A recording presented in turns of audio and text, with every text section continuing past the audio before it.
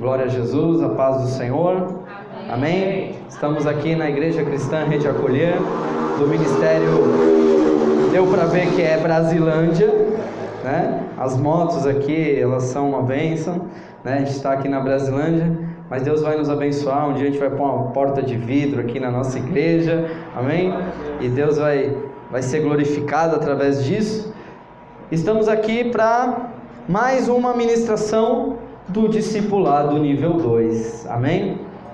Glória a Jesus. Abra comigo a palavra do Senhor em Hebreus, capítulo 6, nós vamos ler o versículo 1 ao 3, Hebreus, capítulo 6, versículo de 1 a 3. Enquanto você abre, eu vou fazer uma oração. Pai amado, Pai querido, em nome de Jesus Cristo, nós estamos diante da Tua presença, Senhor, para fazer a Tua obra, para Te cultuar, como temos cultuado desde o início do culto, com cânticos, com louvores, com orações, com testemunhos. Pai querido, nós estamos aqui na Tua presença, Senhor, na casa, chamada casa de oração, para que o Teu nome seja glorificado através das nossas vidas. Pai querido, fala com a Tua igreja, fala com o Teu povo, as ovelhas são Suas, a palavra é Tua. Pai querido, que também aqueles que hão de ouvir essa ministração pela internet, aqueles que estão, Senhor, acessando o nosso canal do YouTube, Pai amado, vendo, agora assistindo com imagens, Pai amado, esta ministração, que possa ser ricamente abençoado e tocado pelo poder da Tua palavra, pelo poder da pregação do Evangelho de Jesus Cristo. Pai querido, eu repreendo toda a oposição, todo o inimigo do Evangelho, e eu repreendo em nome de Jesus que caia por terra. Levamos cativo, Senhor, a nossa mente à obediência de Cristo, e abrimos o nosso coração para receber mais uma porção da Tua palavra, da Tua semente, que hoje o Senhor nos entrega, em nome de Jesus. Pai, eu entrego esta igreja nas Tuas mãos, e que a Tua palavra vá e produza o resultado pela qual foi mandada, em nome de Jesus Cristo. Amém? Glória a Jesus. Então, Hebreus capítulo 6, versículo 1, a palavra do Senhor diz assim: por isso, deixando os rudimentos da doutrina de Cristo, prossigamos até a perfeição, não lançando de novo o fundamento do arrependimento das obras mortas e da fé em Deus, e da doutrina dos batismos, e da imposição de mãos, e da ressurreição dos mortos, e do juízo eterno. E isso faremos, se Deus o permitir. Amém? Glória a Jesus. Paz do Senhor, Marcelo. Deus abençoe a tua vida. A palavra do Senhor, nós iniciamos esse discipulado nível 2 com o alicerce firmado nesta palavra de Hebreus 6. Nós colocamos a doutrina de Cristo como sendo um fundamento a ser estudado dentro do nosso ministério. O discipulado nível 1 são os primeiros passos. O discipulado nível 1, ele nos mostra alguns elementos fundamentais, básicos da nossa fé. Nós falamos sobre a salvação, sobre o poder de Deus, sobre a justificação, sobre a fé. Nós falamos sobre a ceia do Senhor, falamos sobre o poder de Deus, falamos sobre esses primeiros passos que precisamos descortinar quando nós chegamos na fé, quando nós chegamos na igreja. O discipulado nível 2, ele está alicerçado nesse Hebreus capítulo 6, por quê? Porque ele fala, por isso deixando os rudimentos da doutrina de Cristo, prossigamos até a perfeição, não lançando de novo o fundamento. Então aqui, o escritor da carta aos Hebreus, ele nos mostra que essa doutrina de Cristo é um fundamento elementar. É como se ele estivesse falando assim: olha, nós não vamos lançar de novo uma coisa tão básica que a igreja já sabe, você já sabe, é a doutrina de Cristo. Nós não vamos falar os rudimentos, os primeiros ensinamentos da doutrina de Cristo, aquilo que é a base da tua fé. Nós não vamos falar isso de novo. E são 6 elementos aqui de extrema importância para a nossa fé. É a doutrina de Cristo. Aqui ele fala do arrependimento das obras mortas. Nós estressamos muito as obras mortas quando falamos lá dos frutos da carne, amém? Vocês lembram? O ano passado nós caminhamos legal no discipulado, praticamente o ano inteiro, né? E nós falamos muito sobre os frutos da carne, sobre vencermos essas obras mortas dentro da nossa alma. Falamos sobre a fé em Deus, né? Tivemos ali 4 ministrações sobre a fé em Deus. E a última onda, né, foi a doutrina dos batismos, amém? Você lembra? A doutrina dos batismos, que nós falamos sobre o batismo em águas para a salvação, falamos do batismo no Espírito Santo para revestimento, e falamos do batismo no fogo, com fogo para a purificação, amém? Glória a Deus. E hoje nós vamos falar sobre a primeira mensagem, sobre a doutrina da imposição de mãos, amém? Glória a Deus. Imposição de mãos. Aqui o escritor, a palavra do Senhor diz, né? Da doutrina da imposição de mãos. Então é algo importante que precisa ser compreendido dentro do ministério, amém? Glória a Deus. Então a primeira coisa que eu gostaria aqui de compartilhar é que a imposição de mãos não é um ato simplesmente de impor as mãos sobre alguém ou alguma coisa. A imposição de mãos é um ato que tem um contexto profético, que tem um pano de fundo, um motivo, uma motivação de transferir profeticamente elementos espirituais. Amém? Glória a Deus. A imposição de mãos, irmãos, não é um privilégio tão somente da igreja evangélica. A imposição de mãos, ela é uma prática em várias outras religiões. A imposição de mãos, nós temos até quando os espíritas, né, vão dar o passe, não é assim? O que ele faz? Ele vai lá e fica colocando a mão, né, passando a mão sobre a pessoa, ministrando ali elementos espirituais naquela pessoa. Então, não é simplesmente pôr a mão, mas impor as mãos com uma conotação espiritual, amém? Glória a Deus. Então, o primeiro ponto aqui, irmãos, é que o Senhor Deus, Ele também operou por imposição de mãos. Interessante isso, né? Nós pensarmos que o Deus Pai, Ele age por imposição de mãos. Mas, pastor, Deus não é espírito? Como que a mão de Deus pode vir, né, sobre alguma pessoa? É de um contexto espiritual, amém? Glória a Deus. Então, o primeiro texto aqui, nós vemos aqui em 1 Reis, capítulo 18, versículo 46, que a palavra do Senhor diz: e a mão do Senhor estava sobre Elias, o qual cingiu os lombos, e veio correndo perante Acabe, até a entrada de Jezreel. Então aqui nós vemos que o profeta Elias, ele era inimigo do rei Acabe.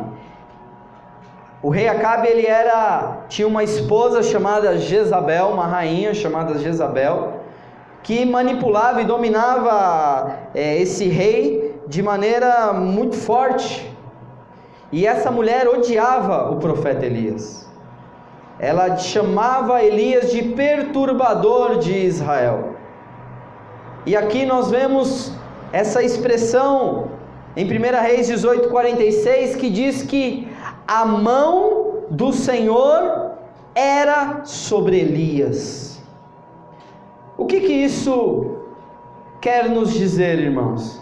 Que quando Deus, Ele opera sobre a vida dos seus servos, Ele traz a sua mão simbolizando a proteção e o poder de Deus sobre a vida dessa pessoa. Porque Elias, ele estava pronto para ir até o rei Acabe. Só lembrando que aqueles que vão ao banheiro no meio da ministração vai sair na filmagem, né? Então lá no YouTube você vai ver, né? Vai se ver pelas costas, assim como Moisés viu Deus pelas costas, ali também os ouvintes e os seguidores das nossas ministrações também vai contemplar você pelas costas. Então por isso, né, fica a dica de não ir ao banheiro no meio da ministração, amém? Glória a Deus. Depois nós encontramos aqui em Ezequiel capítulo 37, versículo 1, a palavra do Senhor dizendo assim: e veio sobre mim a mão do Senhor, e Ele me fez sair no espírito, e me pôs no meio de um vale que estava cheio de ossos. Então, antes de Ezequiel ter a visão do vale de ossos secos, ele diz aqui a palavra do Senhor que veio a mão do Senhor sobre ele. Irmãos, isso é muito sério, irmãos. Pensar que Deus, Ele não é genérico nas coisas que Ele faz. Deus, Ele não trata as coisas de uma maneira coletiva. Ele não olha assim para o povo e fala e vê uma multidão, não. O Senhor, Ele trata individualmente cada um dos seus servos. E aqui nós vemos a mão do Senhor vindo sobre um profeta para trazer uma revelação. Então a mão do Senhor, ela traz a proteção que Elias precisava para poder se encontrar com o rei Acabe. E também ele traz aqui um contexto profético de que a mão do Senhor veio sobre Ezequiel para que ele pudesse ter a revelação que o Senhor estava prestes a revelar. E veio a mão do Senhor sobre mim e me fez sair no Espírito. Amém? Glória a Jesus. Deus, Ele também opera através da imposição de mãos. E por último aqui, vai falar do Deus Pai, Êxodo, capítulo 33, que é o texto que o Daniel gosta muito, versículo 22, que diz assim: e acontecerá que, quando a minha glória passar, pôr-te-ei numa fenda da penha, e te cobrirei com as minhas mãos, até que haja passado. E havendo eu tirado a minha mão, me verás pelas costas, mas a minha face não verá. Então aqui nós vemos Moisés clamando a Deus, dizendo: Senhor, mostra-me a tua face. Senhor, mostra, eu quero ver a tua face, eu quero ver o teu rosto. E aí Deus, no Monte Sinai, diz: não, Moisés, você não pode ver a minha face. Eu vou colocar a minha mão sobre você.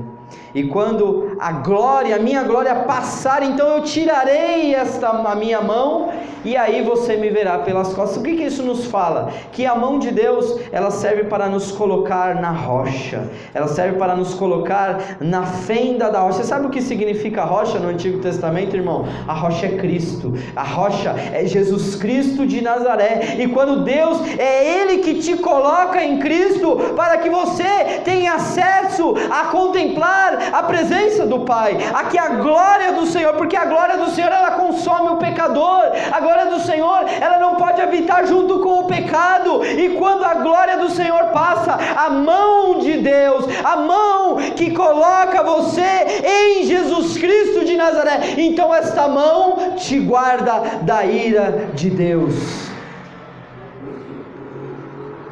A palavra diz: horrenda coisa é cair nas mãos do Deus vivo, né? Eu gosto de citar o livro de um escritor do século XVI, Edwards, ele escreveu um livro, uma pregação que virou um livro, que se chama Pecadores nas Mãos de um Deus Irado. E ele conta nesse livro que durante a sua pregação, os irmãos se agarravam nas colunas da igreja e clamavam, gritando por misericórdia, para que Deus não os enviasse para as labaredas do fogo eterno. Horrenda coisa é cair nas mãos do Deus vivo. Mas deixa isso para uma outra oportunidade, amém? Jesus operou pela imposição de mãos.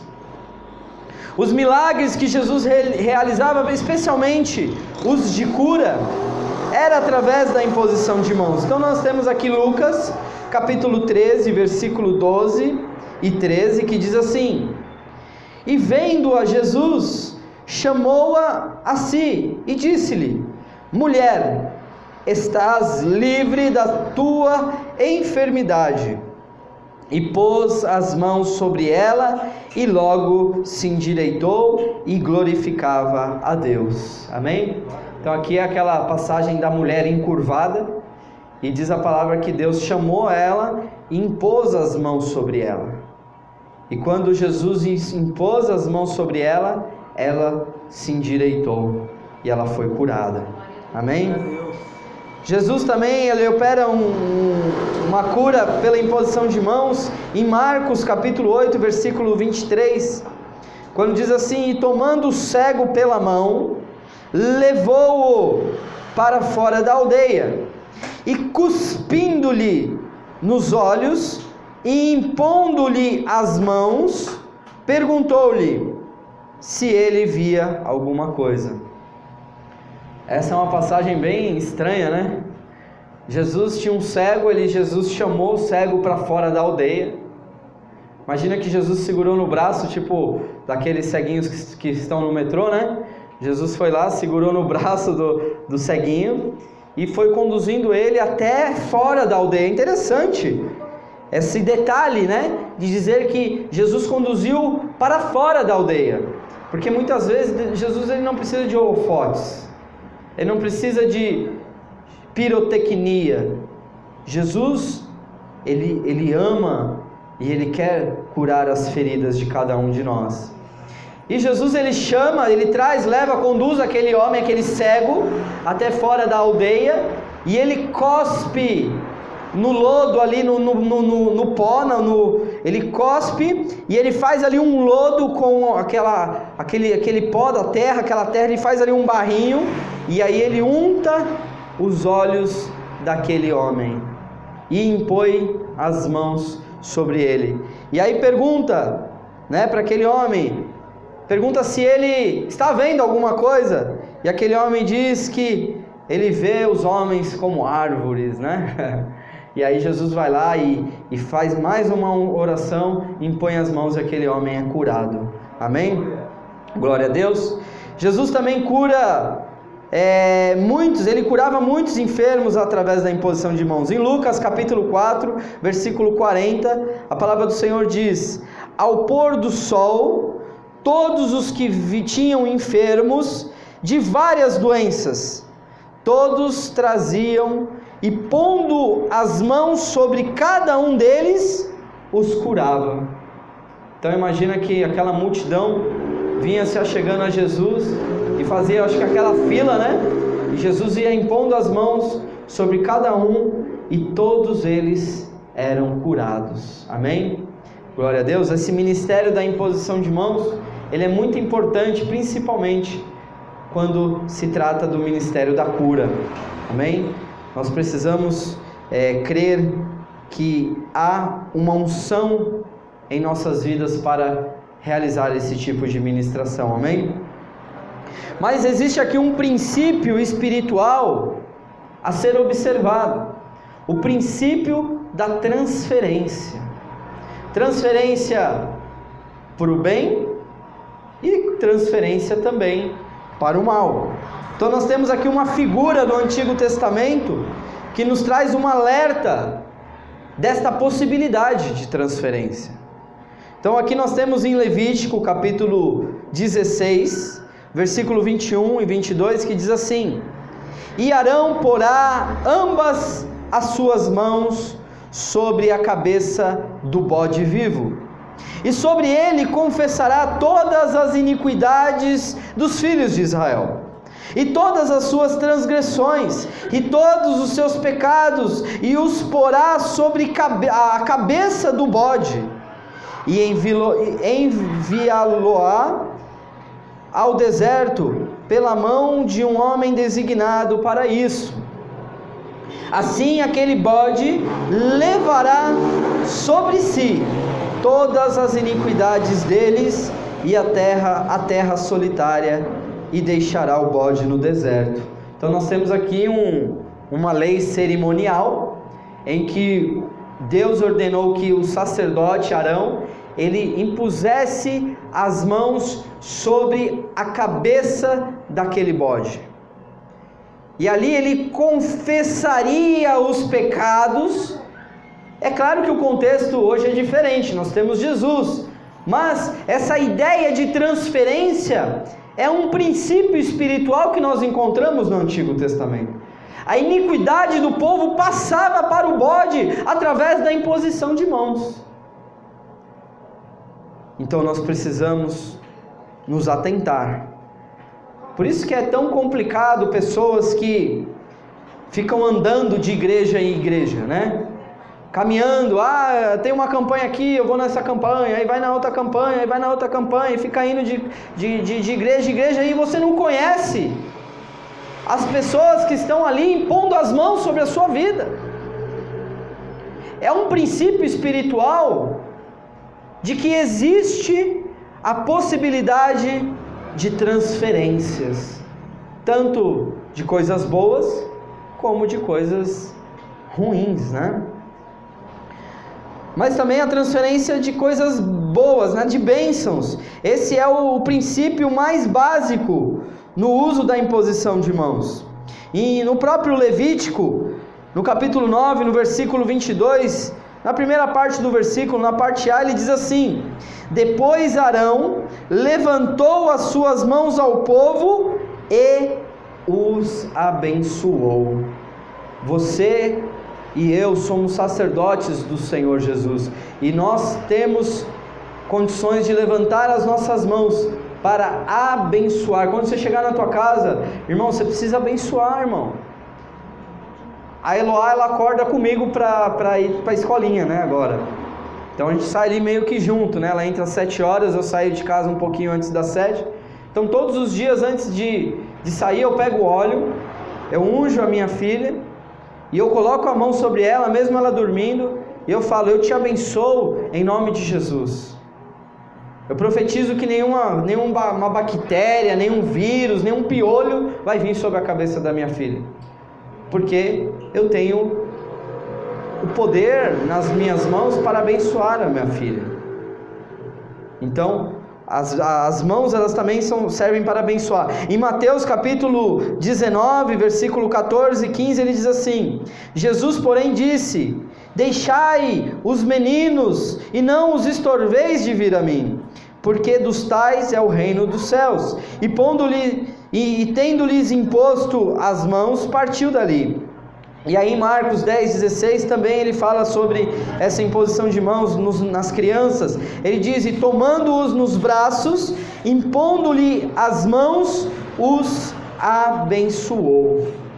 Jesus chamou os pequeninos, os discípulos começaram a impedir as crianças de se achegar a Jesus. Jesus diz: não impeçais, deixar vir a mim os pequeninos, porque deles é o reino dos céus. E Jesus impôs as suas mãos sobre essas crianças para o abençoar. Às vezes a gente quer usar a nossa mão para bater nos nossos filhos, né? Aleluia. Mão não foi feita para bater, tá, irmão? Você quer disciplinar o teu filho, pega a vara. Aleluia. É o que a Bíblia diz, né? A Bíblia não ensina que você tem que bater com o teu filho com a mão.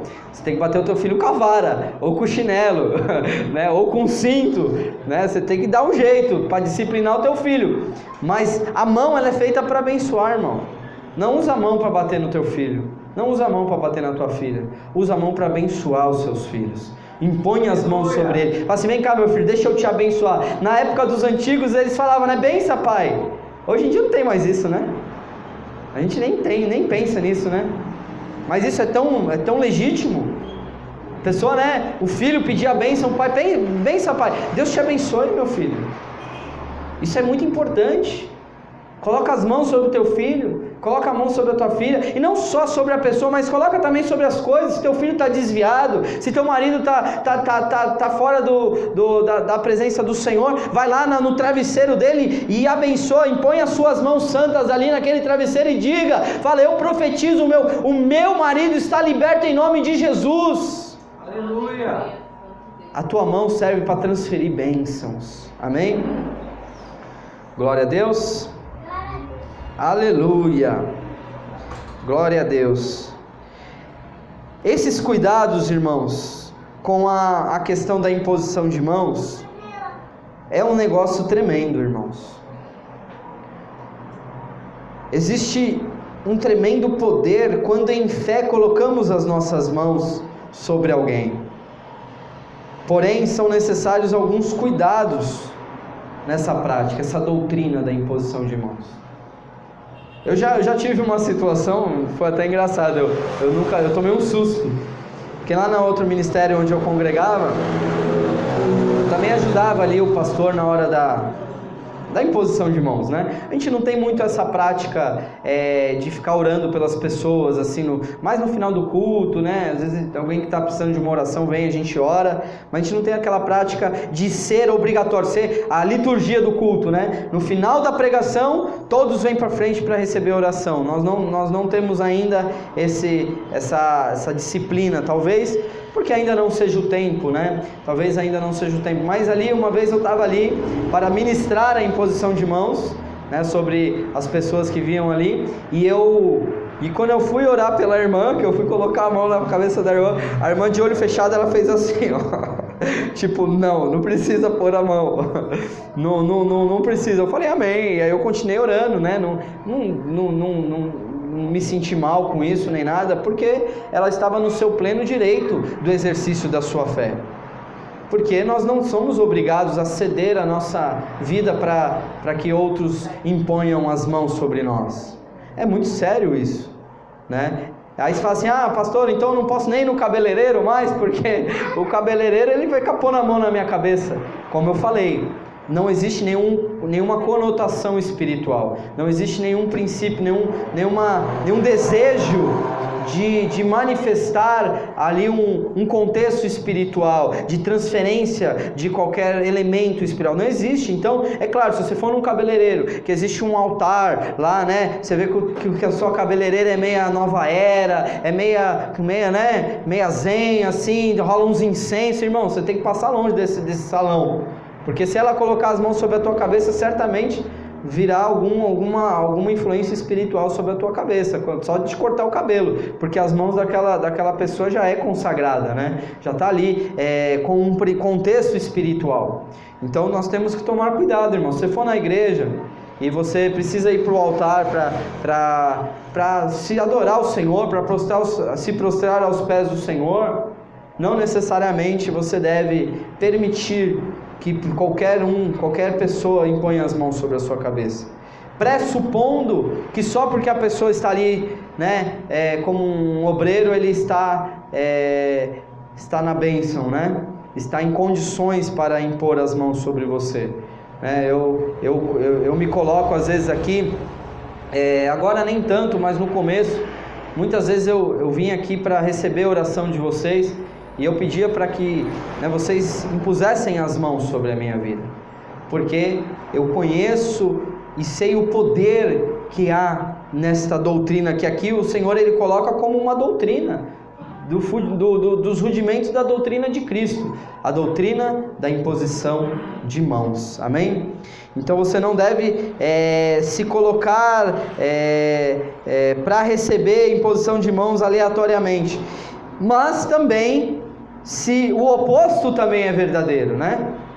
E você precisa tomar muito cuidado quando você for impor as mãos sobre alguém, porque existe Se você está em brecha, se você está em pecado, irmão, não coloque as mãos sobre ninguém, sabe?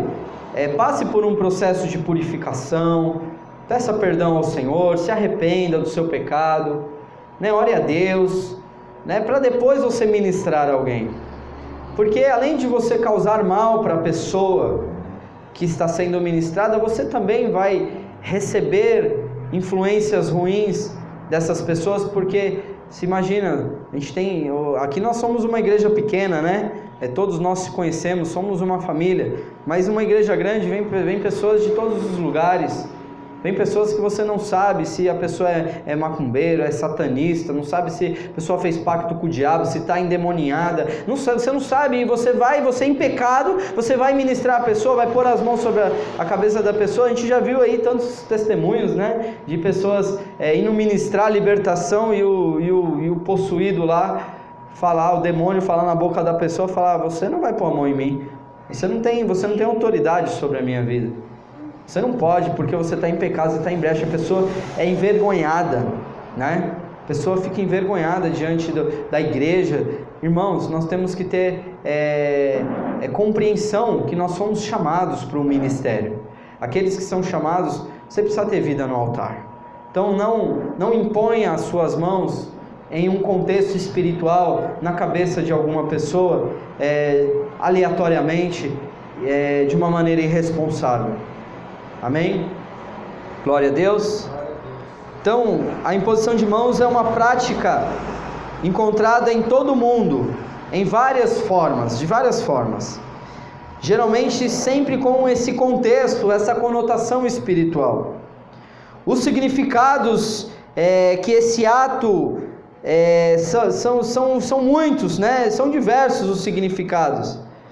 Mas os principais valores dessa doutrina para a igreja de Jesus são pelo menos 3, que nós vamos falar nas próximas 3 semanas. Na verdade, nós vamos entrar agora numa maratona de ministrações, porque nós vamos falar sobre consagrar ao Senhor, né? A imposição de mãos para consagrar ao Senhor, né? A gente vai até um pouco além, né? Quando a gente vai consagrar os obreiros aqui na nossa igreja, a gente traz o chifre, né?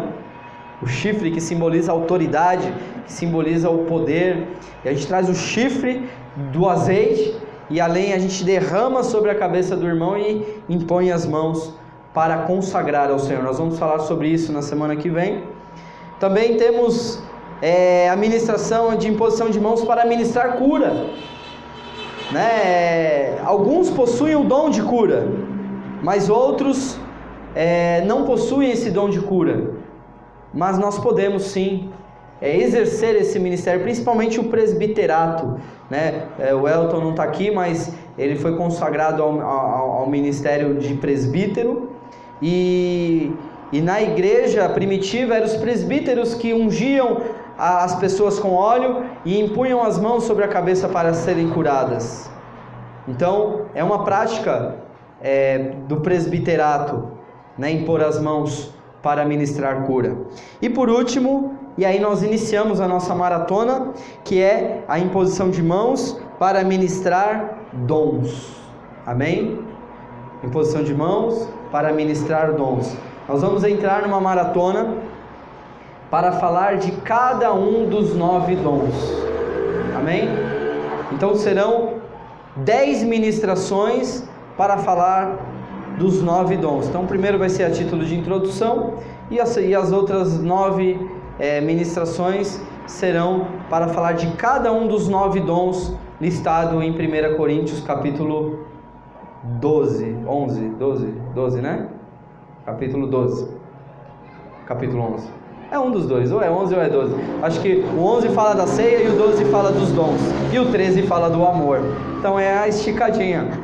Fala da ceia, fala dos dons, e depois fala do amor no capítulo 13. Amém? Então, se você tem dúvidas, isso é importante. Discipulado nível 2, irmãos. nós vamos aprender sobre os dons espirituais. Nós já falamos tanto lá atrás, né? Mas ainda nós não amadurecemos nesse conhecimento. Então nós vamos falar de cada um dos dons, do dom de línguas, do dom de profecia, dos dons de discernimento de espíritos, né? Nós vamos falar de todos esses dons, nós vamos falar dos 9 dons, uma ministração para cada um, porque é a imposição de mãos para ministrar dons, amém? Glória a Deus. Então, irmãos, essa é uma matéria muito importante de conhecimento que nós precisamos ter para que possamos, primeiramente, não nos submeter, né, à imposição de mãos alheias e também não ministrarmos de maneira irresponsável, porque existe um princípio de transferência nesse ato de impor as mãos, amém? Glória a Deus. Por isso você tem que ter uma igreja, você tem que ter um pastor, que quando teu pastor for orar por você, que for pôr as mãos sobre você, você tem certeza de que ele é um homem de Deus e que ele está ali para te abençoar, amém?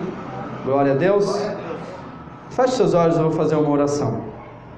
Senhor, em nome de Jesus, Pai querido, através dessa ministração curta, objetiva, Senhor, nós não temos muito aqui a nos alongar em questão de uma introdução muito importante, de falar sobre a preocupação desse ministério de imposição de mãos na igreja. Por isso, Senhor, nós te pedimos, Senhor, que esse ensinamento, hoje é um dia de ensinamento, possa encontrar morada nos corações, tanto da igreja, quanto daqueles que hão de assistir esta ministração pela internet. Que o nome do Senhor seja glorificado e que a Tua palavra vá e produza o resultado pela qual foi mandada, em nome de Jesus. Amém. E graças a Deus. Pode aplaudir ao Senhor em nome de Jesus.